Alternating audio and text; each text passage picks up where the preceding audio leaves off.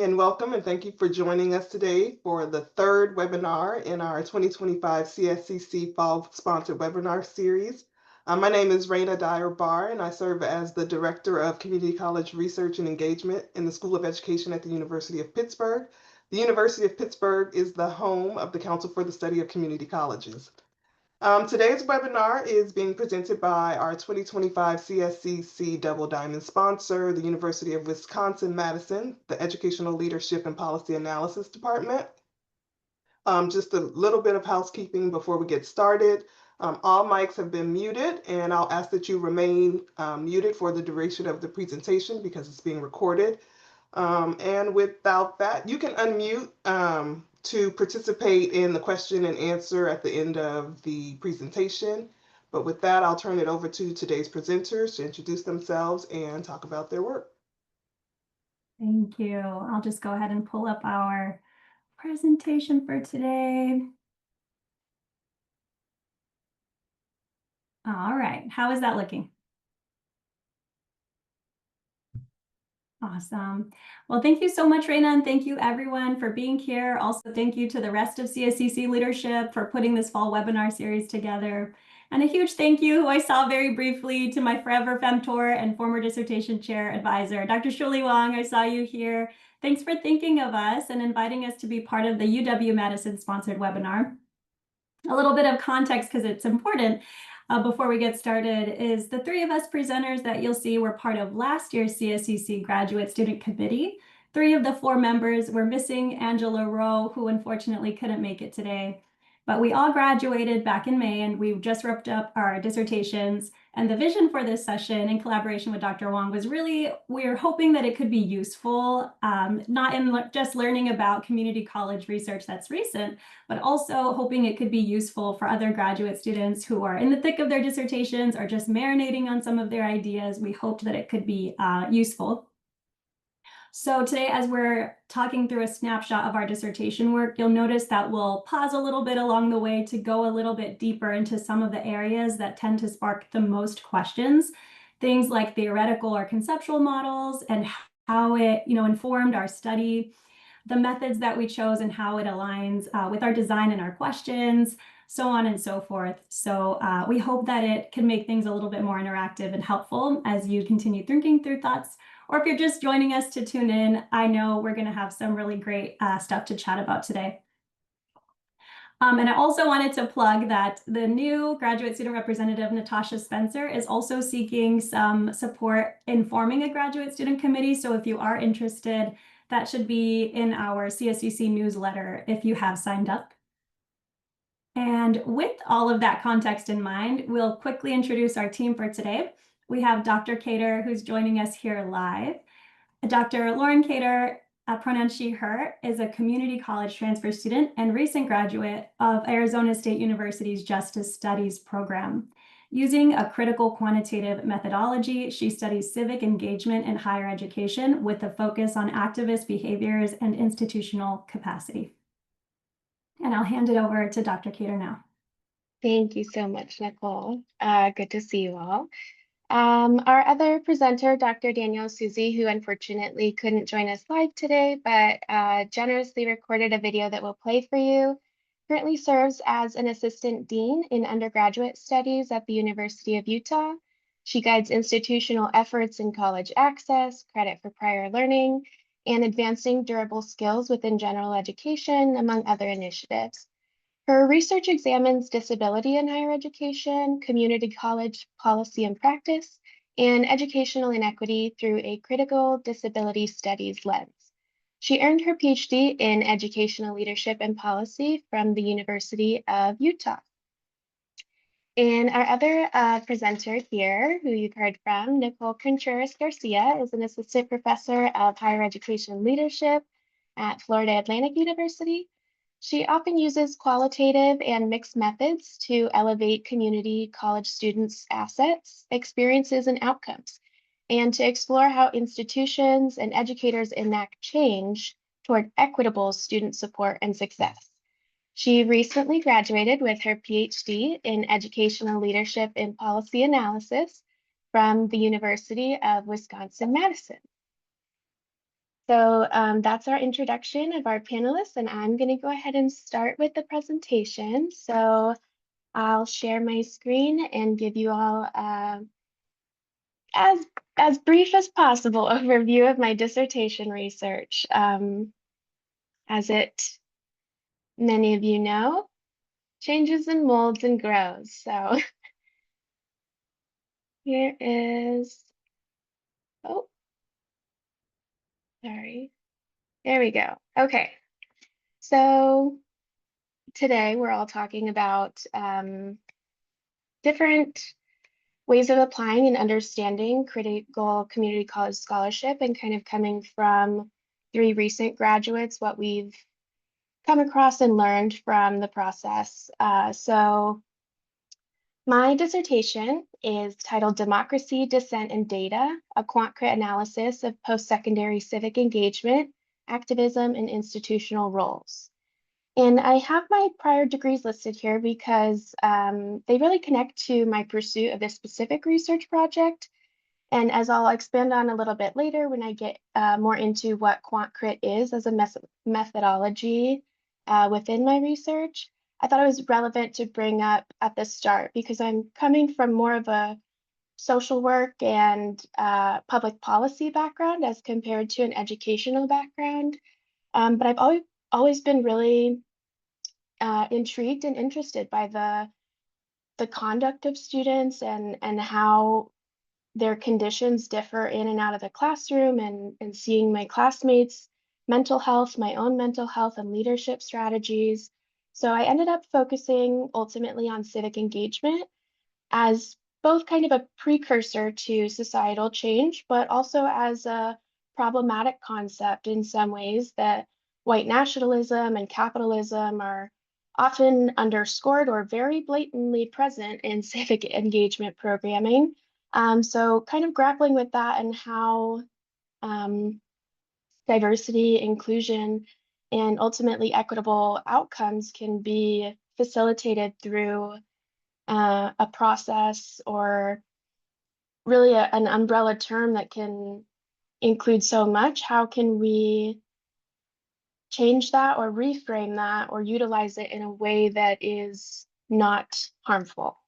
And so the 4 questions that I answer in my dissertation come from 2 separate quantitative studies that I did secondary analysis on. So it's kind of unique in the way that I wasn't able to necessarily decide the phrasing of the questions or the variables that were included, but I really wanted to attempt to utilize data that was already out there and highlight maybe differences or different understandings that was already within the existence of the information that's out there. So I'll refer to them as study 1 and study 2, but ultimately they come together and are intertwined throughout, like the way that I apply literature and methodology. So just a very brief overview on quant-crit, which is a quantitative critical race theory, is originally from legal studies, and in higher education, it is really applicable across all sectors, but it challenges the idea that numbers are neutral and that the use of numbers are completely objective. So it emphasizes the way that scholars are involved in the process of forming those numbers, of choosing which numbers and when to include, and how to frame and understand them. So really grappling with the category of race as a control as being problematic, and how there are also different ways of understanding achievement. So I really wanted to kind of explore and expand civic engagement, traditionally understood as maybe voting or volunteering, and understand it more critically. I would have loved to have information on mutual aid or kind of informal community care, other systems that we're seeing of information sharing online, but I didn't create the surveys, and one of them was created in 2015 and the other in 2020. So we have some pretty stark differences to talk about. And also just wanted to mention that New Directions just published a special issue on quant crit in community colleges. So I would encourage you guys to check out that issue and the multitude of articles in there that expand on the application much more, especially right now in the very tricky political climate that we're in. So this is just one example from my dissertation defense when I got a little bit more into the discussion of digital power and the example of the late John Lewis, who coined the term good trouble. And I discussed this throughout the history of student activism and the oppression of students who use free speech and protest as a form of resistance, and the ways that epistemic injustice is really easily perpetuated throughout digital culture. And so I just kind of discussed differences in the way that maybe these performative activism terms or ideas are not really ending up supporting the groups that created them and suffered through their creation. So the first study in particular comes solely from Arizona, and it's not just a community college sample.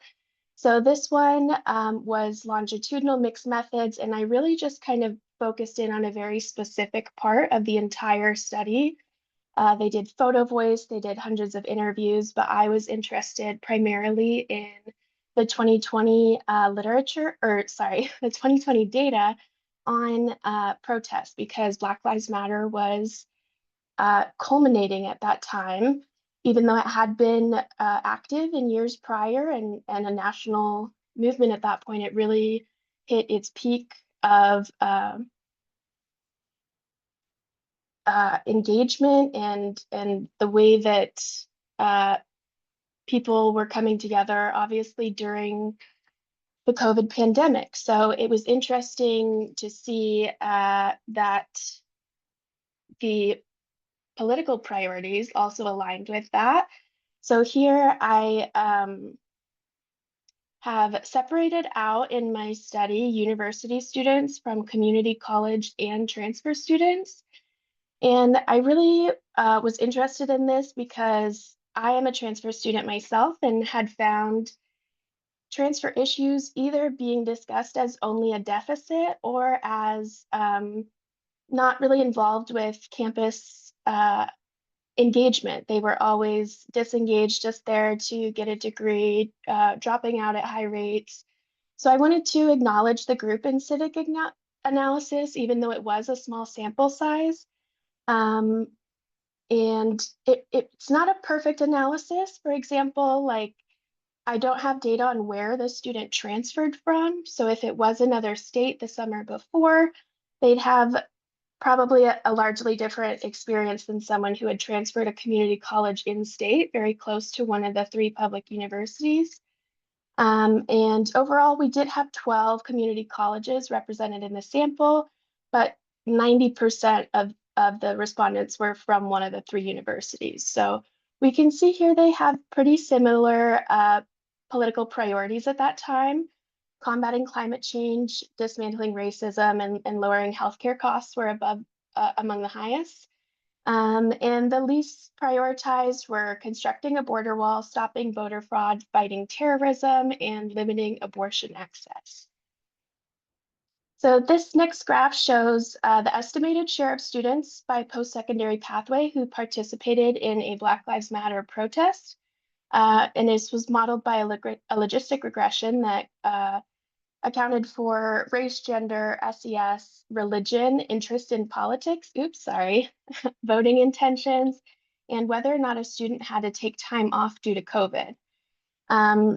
About a fourth of the students in the sample reported that they had participated in protests, and about 88% of that participation was related to the Black Lives Matter movement. Among students without recent protest experience, the most common reasons that they cited for not protesting were worries about getting COVID, which was 63% of those who didn't protest. And then here, students were given a list of actions and asked whether or not they thought it would be effective for change. And in my dissertation, I call this participation efficacy because unlike political efficacy, which is specific to someone doing an action within a formal political system and whether or not they think that that action would be change making, participation efficacy doesn't have to relate to them doing the action or being within a formal political system.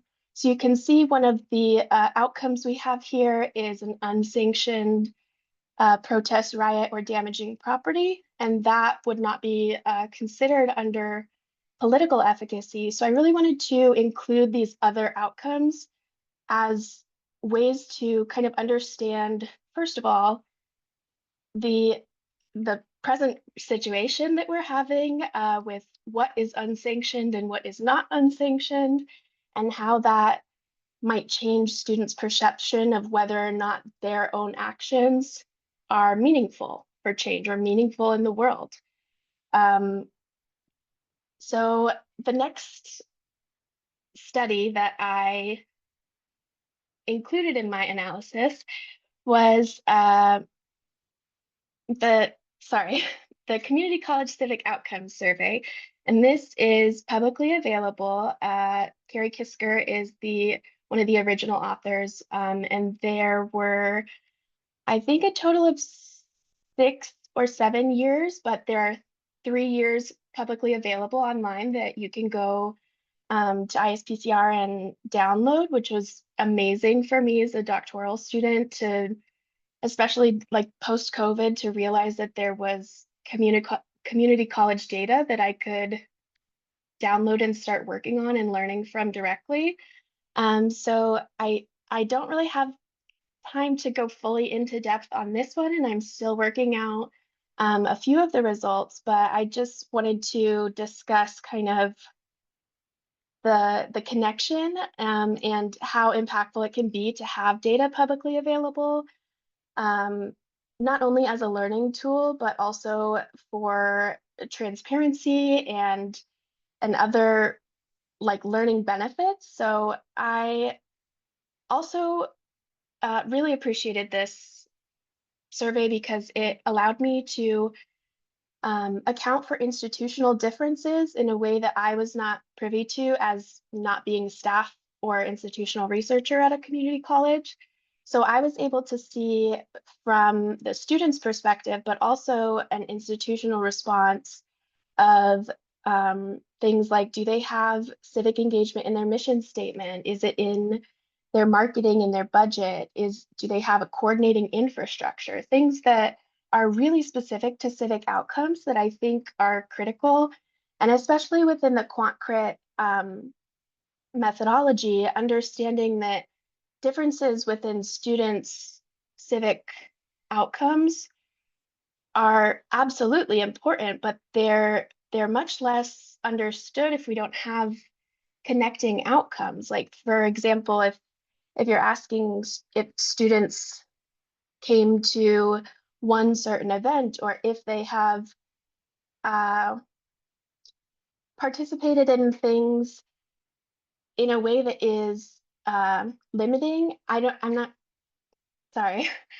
For example, like the way that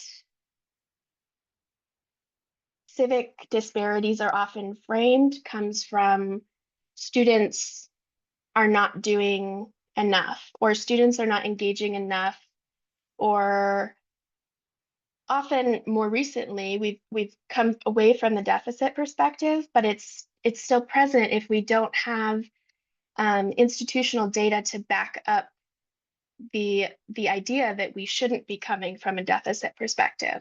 So it's much harder to argue in policy debates and in other lines of research that that the differences that we might see across groups aren't due to the groups.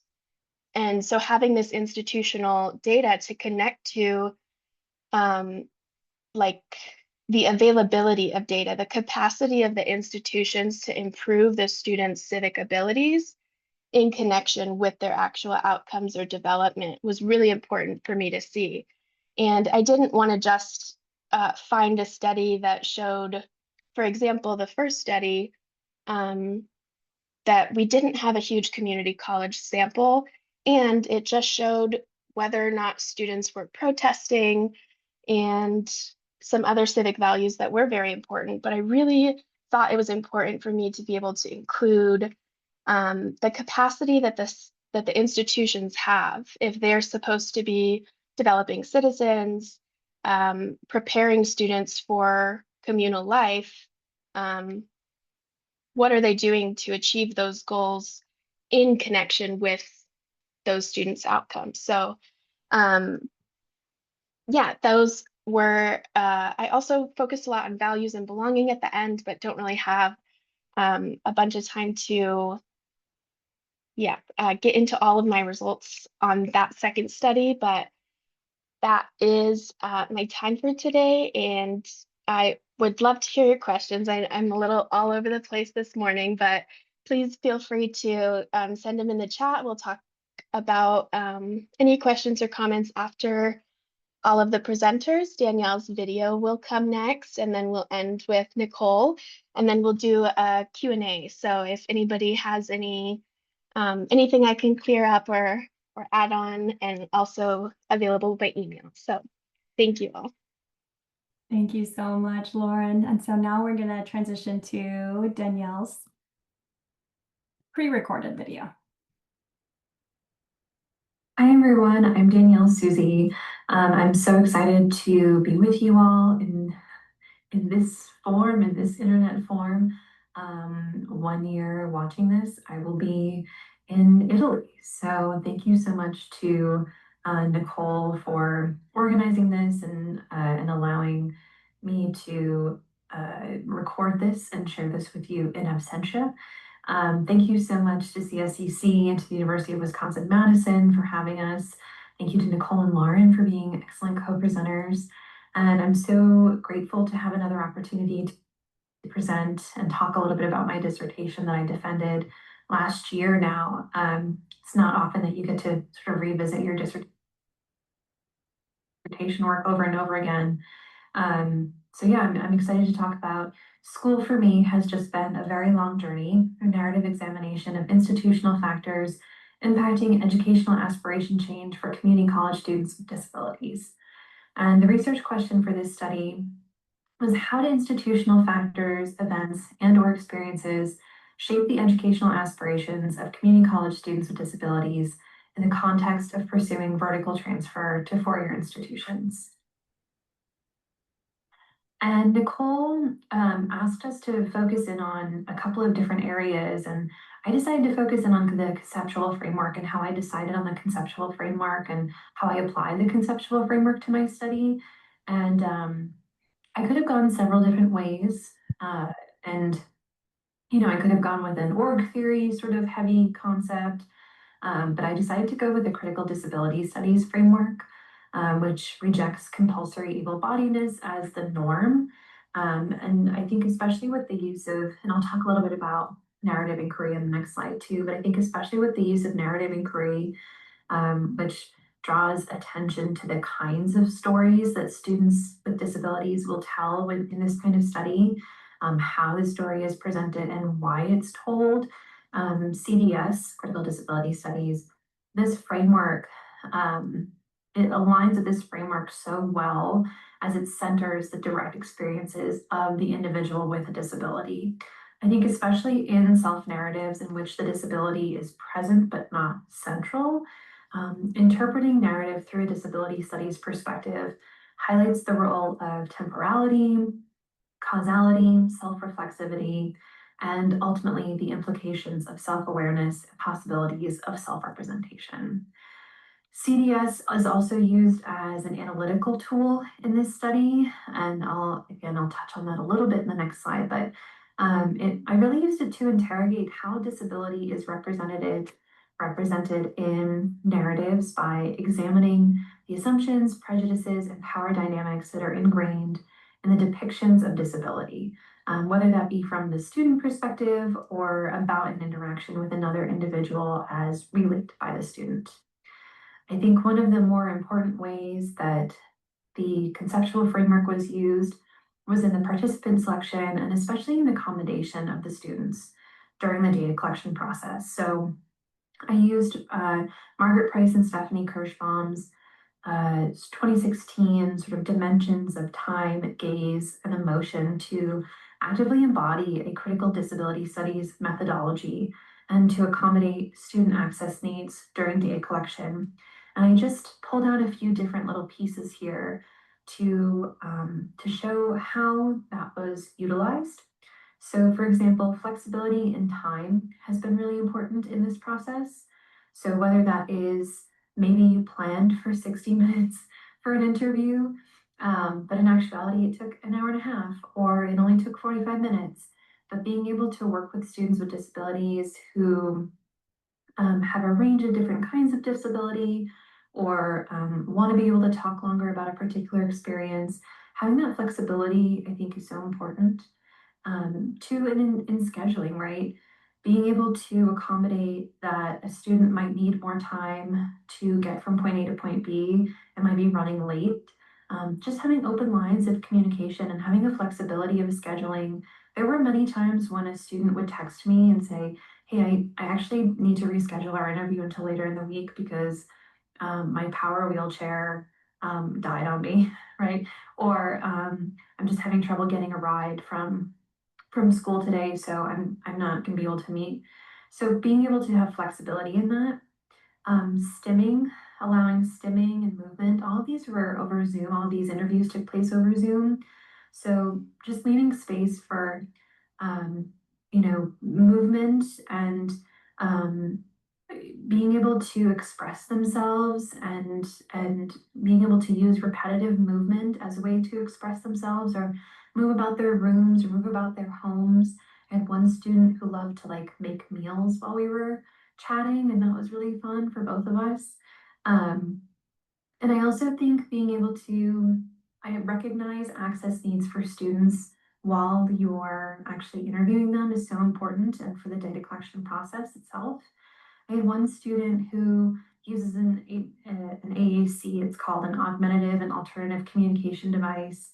And so we accommodated that through the use of the chat function on Zoom rather than the use of verbal communication. And then narrative inquiry, like I mentioned, I think is a great way to tell the story of a student. It's not just about appreciating an individual's story, but rather is focused on examining social, political, cultural, and institutional contexts that have shaped people's experiences. I conducted 3 in-depth interviews with each of the 4 participants, and then and then I also used additional information from screener surveys and emails from faculty as part of the data as well. Like when I was emailing faculty to help share out information about recruitment, faculty would often email me back and say some things like, maybe you should solely redirect this recruitment to the ADA office or to the accommodations office, which then I would have to politely say, well, we also know that students are disabled and not using accommodations. So if you would kindly share this out with all of your students, that would be great. But that kind of email is really great to get because I was able to use in the data, or I'll share the findings in a moment, but able to use it in the data that talks a little bit about interactions with faculty or perceptions from faculty. And then of course, reflexive memoing and interpretation through reflexive memoing. The data analysis is really important. I mentioned using a CDS-informed methodology as part of that data analysis. And then of course, the coding process. So being able to, use in vivo coding, using participants' own words and phrases as codes to best capture students' unique perspectives and experiences and maintain authenticity of the data.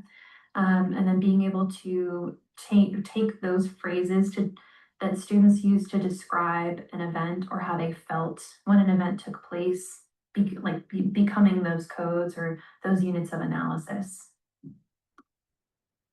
So now we can turn to some major findings.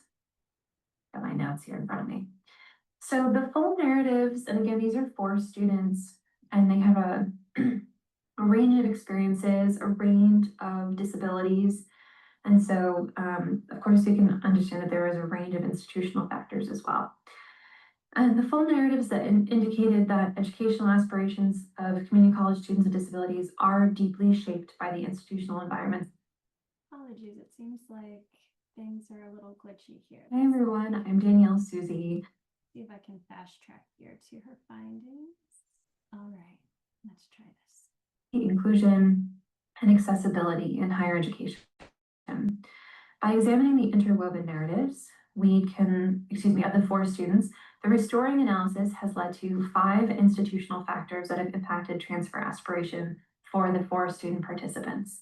And that is faculty and staff interactions, physical accessibility on campus, financial constraints, enrollment in non-transfer programs, and availability and, things are moving around, and availability and implementation of accommodations.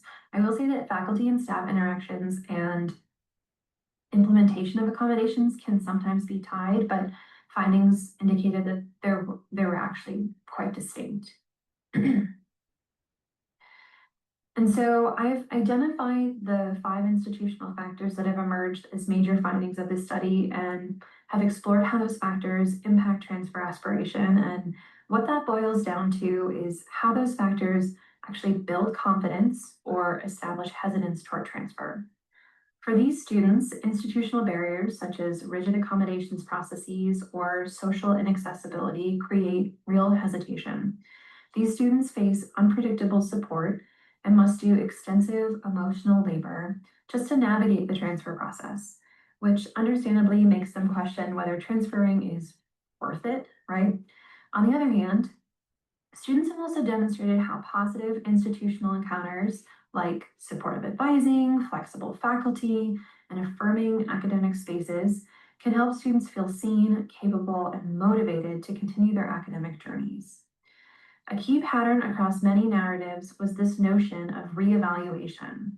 Some of the students in this study will inevitably choose to delay transfer, not because they've given up, but because they recognize the need for immediate financial stability or emotional recovery. This shows that transfer decisions are fluid and deeply tied to broader life circumstances, not just academic readiness. Traditional models of aspiration often assume a relatively linear progression, including constructs like Clark's 1960 constructs like warming up, cooling out, and later holding steady, where students set academic and career goals working toward them with the expectation that effort and persistence will inevitably lead to success. However, these 4 narratives both contribute to and complicate these traditional constructs of educational aspiration. While some aspects of their experience align with these categories, such as institutional barriers discouraging aspirations, like cooling out, or faculty and staff bolstering confidence in transfer, warming up could be great, their stories reveal that these constructs are not always distinct, nor do they fully capture the dynamic nature of aspiration among disabled students. The findings of this study indicate that aspiration is not a static disposition, but a continually negotiated process shaped by systemic barriers, institutional engagement, and evolving self-perceptions of ability and academic competence. This underscores the inadequacy of traditional models, aspiration models in particular, and suggests that aspiration exists in a more fluid, quote, gray space between these theoretical categories, where students may experience moments of doubt and redirection without fully disengaging from their long-term academic goals. By demonstrating how disabled students navigate and persist within these fluctuating conditions, the findings of this study extend theoretical understandings of aspiration and transfer, advocating for a more nuanced framework that accounts for how institutional barriers and supports shape confidence, hesitation, and decision-making over time. And ultimately, this study emphasizes that transfer is not just a policy or a procedural hurdle, it's an emotional and context-dependent journey.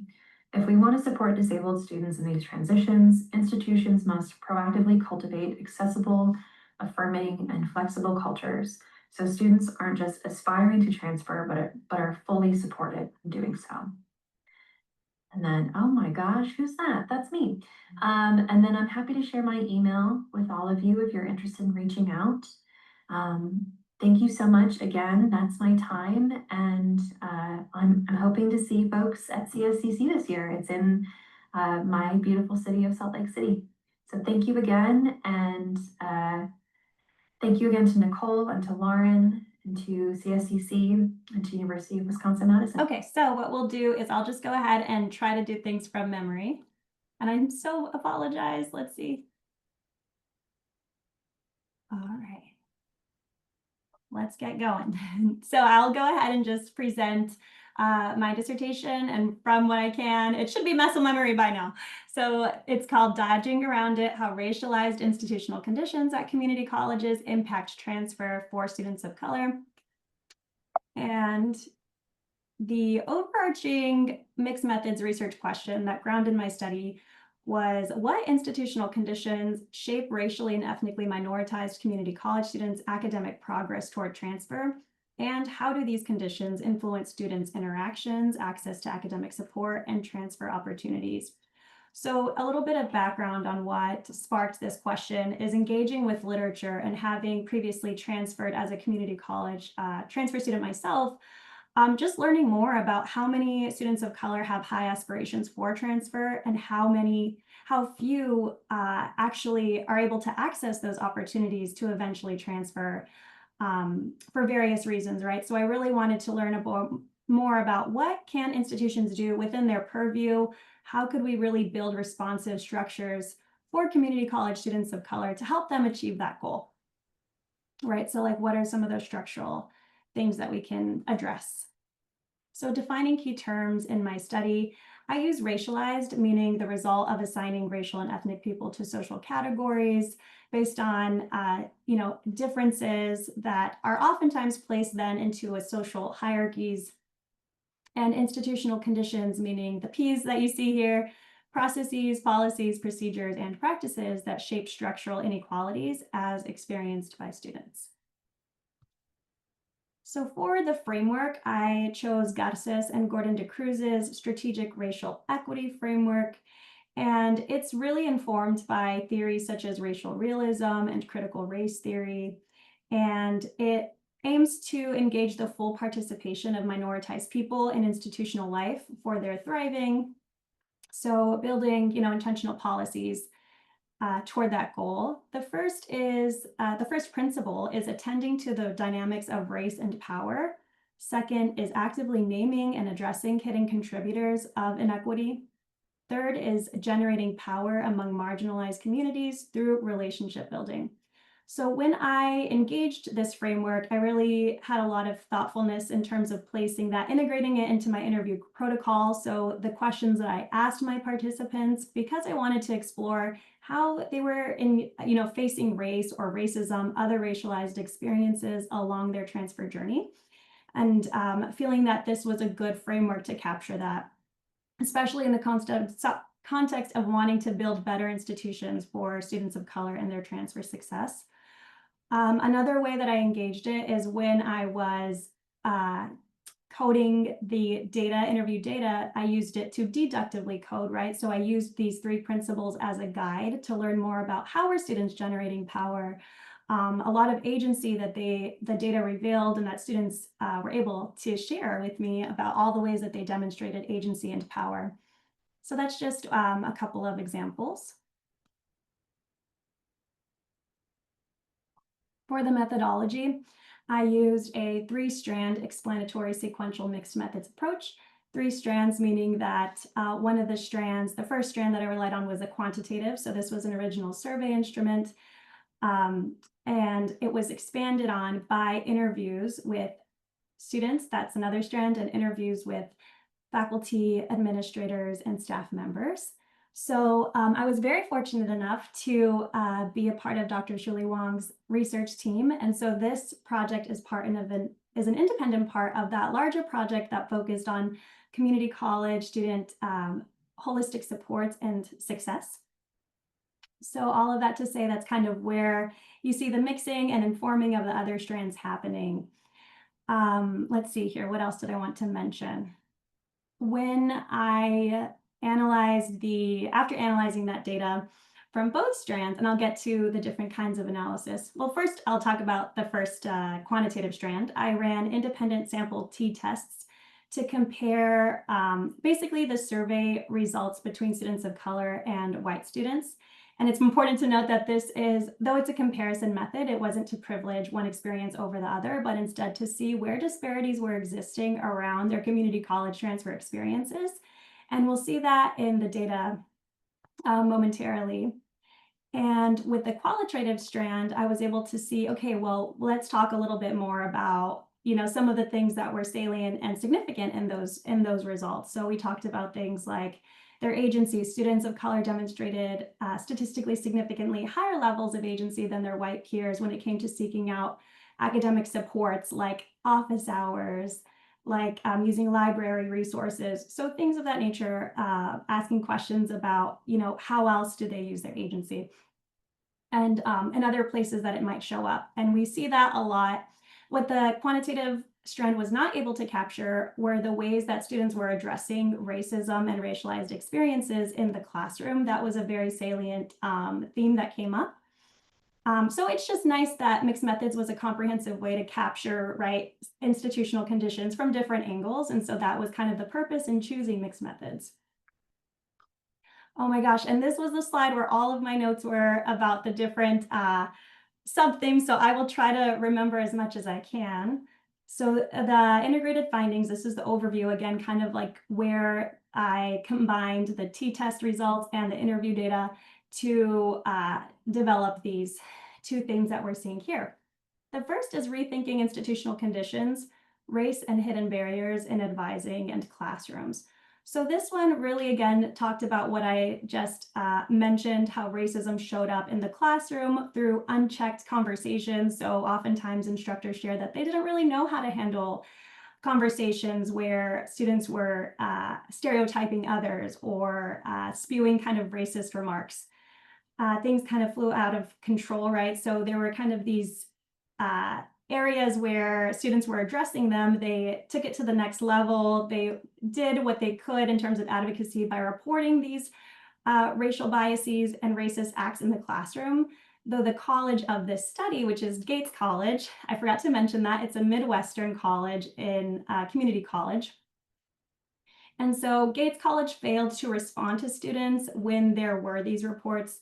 So that's another kind of flag that students brought up. The second theme here is unequal distribution across the college, impacting the quality and access to support students' transfer opportunities. So here we see a lot of kind of reiterating what we know and are familiar with in the community college world and some of the structural limitations that they face, like just a general lack of funding streams to hire full-time faculty. So there's a heavy reliance on part-time faculty, which is where we have lots of students of color enrolling in these high enrollment classes in developmental education. So we see all of that kind of structural limitation trickling down in the way that it impacts students in their transfer progress because they're not receiving as much support as they could. And so advisors and instructors here in this specific theme talked about those limitations and how they were really stretched thin. But at the end of the day, they mentioned that they really weren't able to build the meaningful relationships that they hoped, that they knew that would drive student success. So they felt that their hands were tied operating in these structures. And so altogether, really thinking about the different layers, right? So we have these interactions that are happening in the classroom, and I'll speak to a sub-theme that could either hinder or support students' forward transfer progress. And in terms of the racism, students surprisingly, but really not surprisingly, use that as motivation, the racism that they're experiencing. They kind of use that to persist and resist in these spaces, which I thought was beautiful. And then in that same vein, or not in the same vein, but the underpinning that we see is really that structural limitation and some structural issues that they're also navigating. So they have to navigate that structural impact as well as that interactional impact. So just talking about the complexities, right, that students of color face. I'm running very low on time, so this is just the t-test results that you're looking at. The green highlights are all that I mentioned in terms of agency, so we'll see students of color are more likely to seek out those resources. And interestingly, students of color reported that faculty were less fair and biased in their treatment of individual students, as we'll kind of see complemented by a quote that I have here. So in the classroom context that I was mentioning, C, who is an Indigenous Two-Spirit Health Sciences major, is one of those students where they're very highly involved on campus. They're very motivated, but they're still facing some of these barriers when it comes to racism. And so C mentions in a specific textbook, they're referencing a textbook here. So it says the language is offensive in this textbook. The preface from the author said, I know your community does not like being called Indians, but I'm old and I don't care, so I'm going to use that interchangeably with other progressive things. This is sanctioned by my instructor, who's white, by the way, to put that out there. I've had to fight for the last 2 years about this. And so when following up with C about what then keeps them motivated if this has been something that they've been dealing with persistently, C mentioned when I asked them about what it's like to be an Indigenous student on campus, they responded, a punching bag. There's just so many things that just take an emotional toll on us. We are constantly being told we have to deal with it, and people say offensive things, or there's offensive things around the school. C wonders, how long does this have to take before something is done? And yes, punitively. Gates College has stayed quiet. They've been dodging around it. It's an emotional toll. So this is just one experience that talks about, right, like the content, the materials that were chosen by instructors. So these are the ways that we could be more intentional about what we teach, how we teach it as educators. And also, there were other instances of racism, explicit racism in the classroom where students needed to drop that class because of those instances, which delayed their progress because that class, say, was only offered once a semester. So that's how oftentimes student transfer was disrupted. So looking and building ahead very quickly when thinking about students, how can we honor and cultivate their agency, right? And that means really they're hoping that their voices could be heard. We're hoping that we could work with them rather than for them, right? In developing those supports that they need. Dr. Wong's studies have done an amazing job at speaking to this, right? How could we work collaboratively? Educators and leaders really moving toward accountability and embedding equity into those advising and classroom assessments. And so, for example, one thing that we could start thinking about is how could we actually hold people accountable, right? So what that might mean, considering equity when we think about evaluation and promotion of instructors, how could we start thinking more, right, like materially? And so structural and institutional, thinking about how we could reassess workloads for faculty and advisors so that they could have more time, right, to do the work that they're aspiring to do when it comes to racial equity. Along with a big one recommended by students is institutionalizing those reporting systems to be able to have some sort of response, but also repair. How could we repair the harm that's been done to students who have experienced blatant racism, right, by an educator or by a peer? So those are some things to consider. And with that, I will open up for Q&A.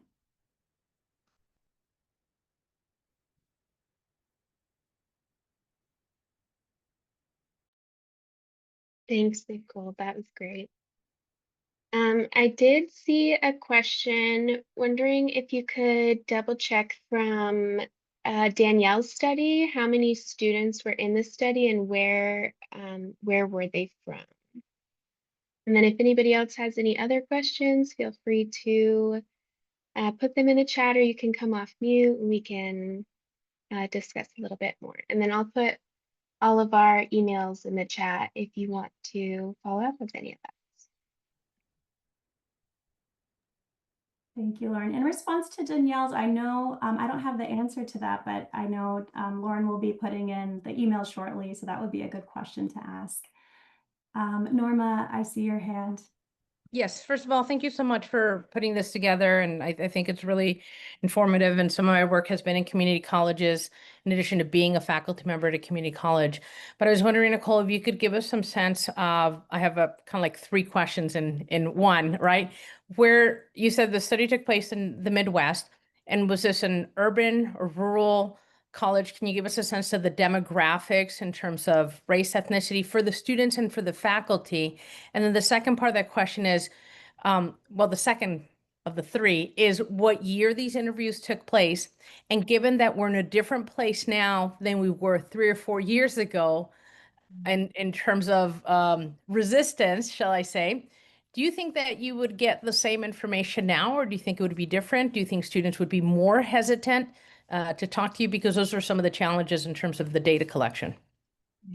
Thank you so much. I appreciate that. And in response, so I'll kind of try to quickly remember, given it's a more of an urban community college in the Midwest, and it's a predominantly white institution. So with that in mind, I don't remember the exact survey results. I know from the data that I was able to analyze, there were, I want to say, about 215 or close to 200 students of color, and then almost 300 white students who, in which I analyzed that data. So that gives us a sense for the interviews. Obviously, all students were students of color that I interviewed because they were the best suited, right, to answer these questions about, I feel like, racism. It could be interesting later to also survey this from other students' perspectives that are not students of color.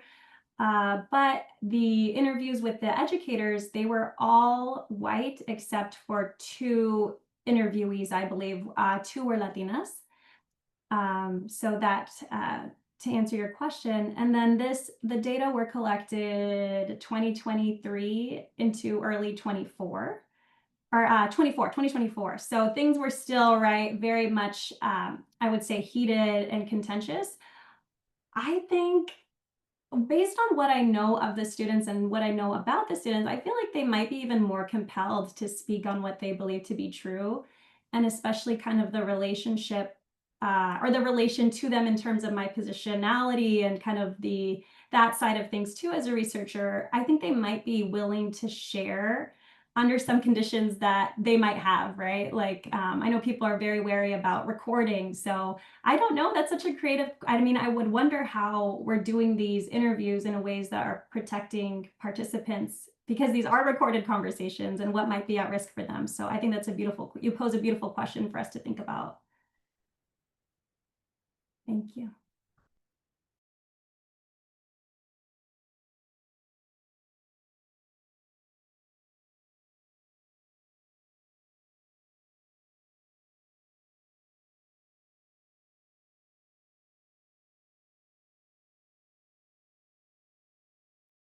We have one in the chat from Shalegra about publication.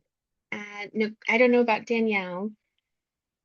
Nicole's here. I have one of the chapters is published, the one that I discussed more of the results on, and the second one isn't quite ready yet, but the full dissertation will be published soon. Nicole, do you want to share on yours? Thank you. So my dissertation, I think I embargoed it for the maximum. I don't remember exactly how many years, but it's 3 years for the full dissertation, but I'm publishing from it in hopefully the coming months. That's the goal, and the plan is to get disseminate the dissertation. So hopefully in some place soon. Thank you. I sent you both. I'm composing an email to send to you both so you can keep me posted. And the reason, first of all, it's fascinating. Thank you all three, for what you presented. But some of the work that I'm doing with transfer students, particularly community transfer students in my region here in Pittsburgh, it's a relatively Black and white city, but I'm thinking about the role of exposing students to the hidden curriculum of the university, right? The PWI university in particular. And there's so many threads in what you all have shared just in this presentation that confirm, right? And give me some new areas of inquiry to think about giving young people access to that hidden and null curriculum. Thank you.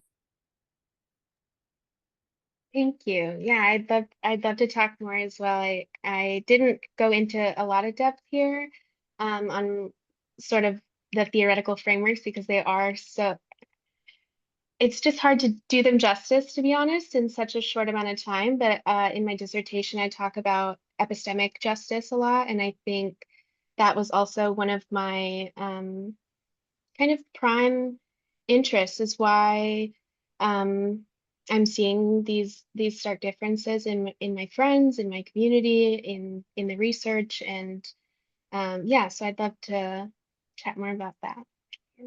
Thank you. Does anybody else have any questions they'd like to bring up? Also, if there's any doctoral students or graduate students watching the recording, I know Nicole, Danielle, and I are always very willing to share, chat, grieve together.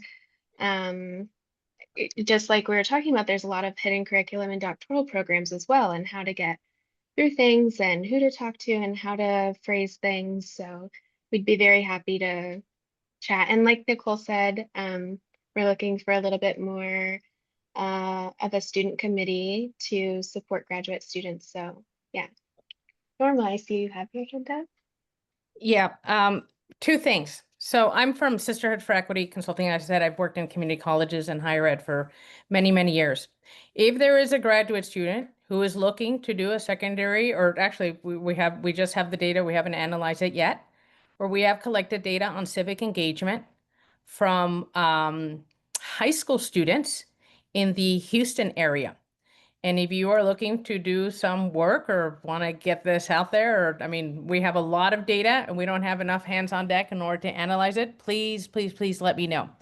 The second point I wanted to make is we've been doing some research in community colleges, including a really large study that we did post-pandemic, looking at basic needs for parenting students. And we have some data along those lines as well. That was work funded by the Barbara Wood Johnson Foundation. And I'm doing some work on basic needs in California as well, and some colleges in the Midwest and the East Coast. And one of the challenges that we're finding is getting past the IRB. And it's more challenging now. I would say that it's about 10 times more challenging now than it was about 2 or 3 years ago. And a lot of it has to do with trying to understand what the IRB is at an institution, whether it's a standalone, whether it's part of a 3 or 5 college system in which there is no standardization in terms of the IRB. So if anyone is interested in taking a closer look at that, there's a couple of colleagues and I that, because we're finding this so interesting and frustrating at the same time, because if you want to conduct research within community colleges, you have to get past the IRB, regardless of whether you have your own IRB at your own institution. It doesn't really matter. You're still going to have to go through them. And some districts even don't have their own IRB. So then you got to go find it somewhere else, which could be anywhere between $1,000 to $3,000. So anyways, it's an interesting conversation. So for those of you who are doing work in community colleges or doing research or want to do it in that area, would love to have a further conversation with you. I'm going to drop my email, but you can also find me on Sisterhood for Equity, Sisterhood for Equity Consulting. I'll drop my email in the chat if you want to reach out. Would love to connect with you. Thank you so much. Really great work. Okay, we're at time, so let's go ahead and wrap up. I want to thank everyone for joining us today, and thank you to UW-Madison and today's presenters for sharing their work with us.